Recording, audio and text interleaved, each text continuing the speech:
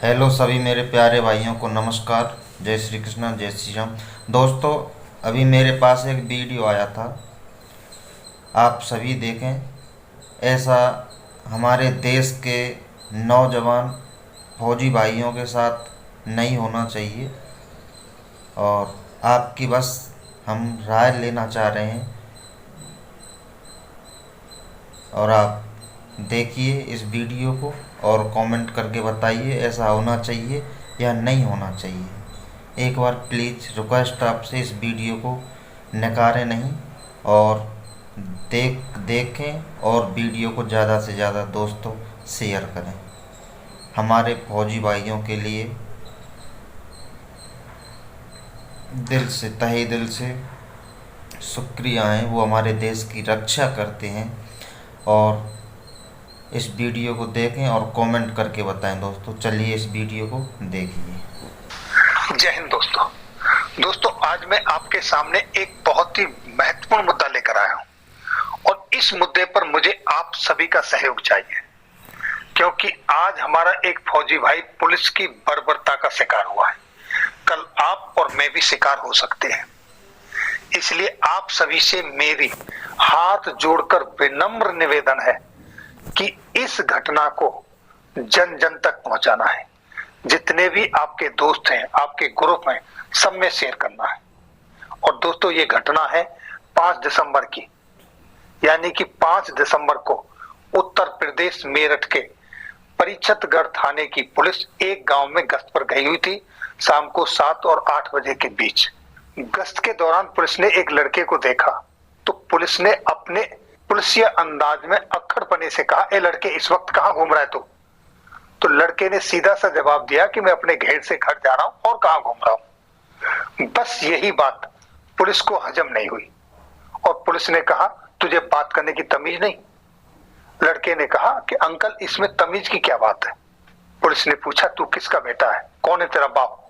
लड़के ने बताया, मेरे पापा फौज में हैं और मैं उनका बेटा हूं। पुलिस ने कहा, जा अपने बाप को बुला के लाओ। दोस्तों, वो लड़का घर गया।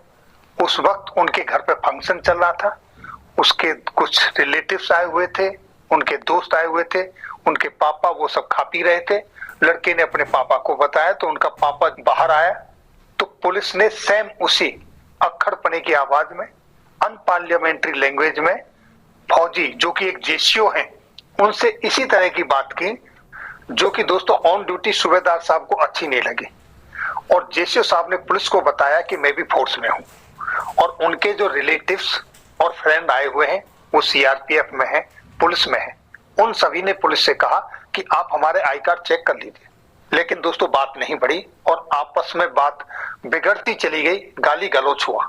लेकिन घर वालों ने बात को रफा दफा करने के लिए, बच्चे की गलती है ये मानकर हम माफी मांगते हैं। बच्चे ने गलती की है, पुलिस से वो माफी मांगा कि किसी तरीके से इस बात को रफा दफा किया जाए। वो दोस्तों आप ये वीडियो में देख सकते हैं। कैसे घूम रहे? ये पूछेंगे कि नहीं पूछेंगे? ड्यूटी पे हो, इनकी ड्यूटी है, तुमने पूछ लिया। अब कैसे घूम रहे हो? ये बोल के उल्टे उसकी नाम गलती है, सॉरी बता रहे हैं। ये बात, सॉरी, ये बात तो पहले भी हो सकती थी कि अब नहीं, मैं कह रहा हूँ ना सॉरी शर्मा जी, सॉरी। नंबरदार बालक तो आपके भी बालक तो उसका पूछना कौन सा बच्चे हैं शर्मा जी, बच्चे हैं। आपके बच्चे भी कर सकते हैं गलती, क्या बात है? पहचान नहीं रहे हो आपका बालक। इनकी कोई वीडियो शर्मा जी, तो दोस्तों इस तरह से उस वक्त बात समाप्त हो गई और पुलिस वापस चली गई। लेकिन दोस्तों रात को 10 बजे फिर से पुलिस पूरी फोर्स के साथ आती है और जबरदस्ती घर वालों को उठा के गाड़ी में ठूस ले जाती है। जैसे पता नहीं वो कितने बड़े गुनहगार हैं, कोई आतंकी ठिकाना है, गॉड नोज आखिर क्या होता है। बीच बचाव के लिए महिलाएं आती हैं तो पुलिस धक्का मुक्की मारती है, उनकी बेइज्जती करती है, उनकी मार पिटाई करती है। दोस्तों ये सब है क्या? और दोस्तों पुलिस ने क्या क्या धाराएं लगाई, कितना बड़ा केस बना दिया। देखिए 9 धाराओं में उनको बुक कर दिया, यानी कि 307 भी इंक्लूड है, अटेम्प्ट टू मर्डर। क्या एक फौजी, एक जूनियर कमीशन ऑफिसर जिसकी 20 साल या 20 साल से ज्यादा नौकरी हो गई है, वो अपने आप को, अपने परिवार को इतने बड़े रिस्क में डाल सकता है?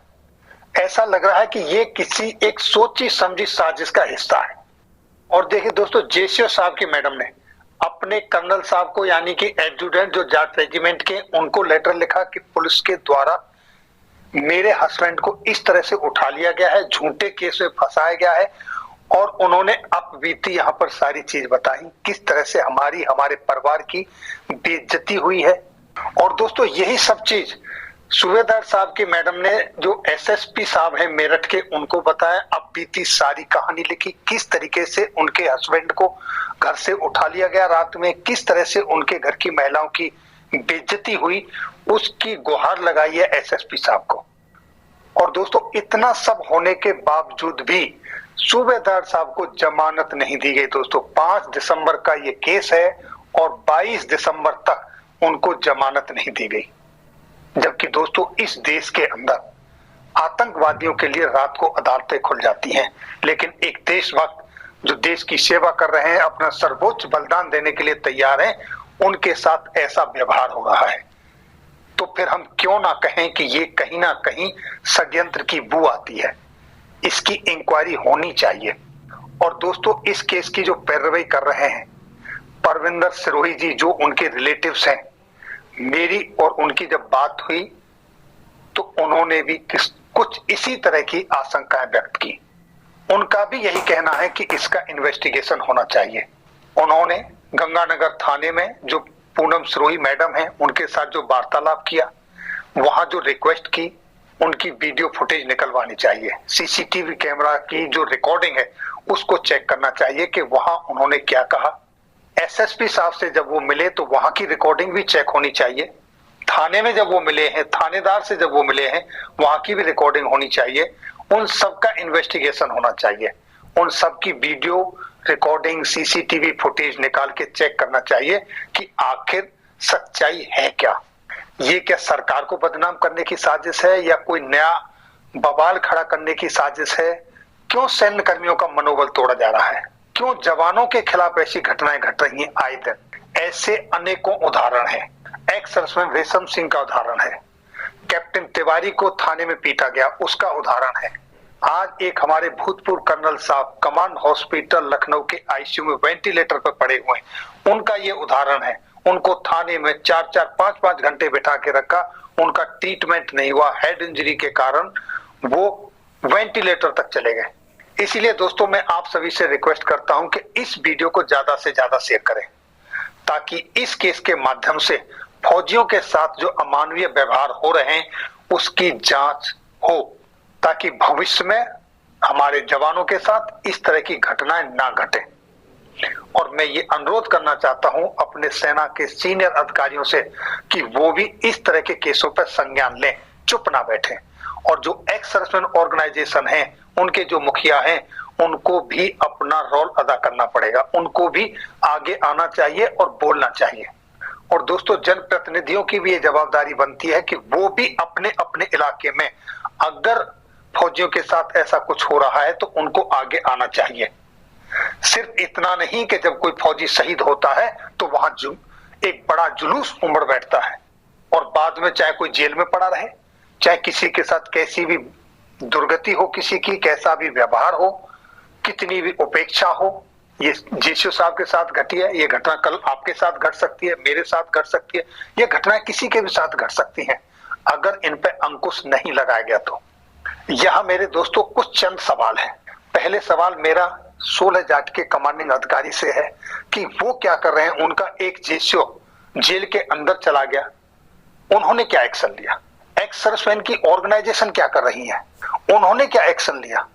और वहां के एसएसपी ने किस आधार पर इतना बड़ा एक्शन लेने की पुलिस को छूट दे दी कि वो एक on duty junior commission officers को इस तरह से रात को घर से घसीट के ले आए?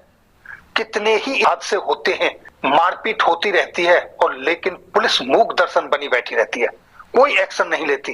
लेकिन यहां तो जबरदस्ती पुलिस घर में जाकर ये अत्याचार कर रही है, इसकी तह तक जाना होगा।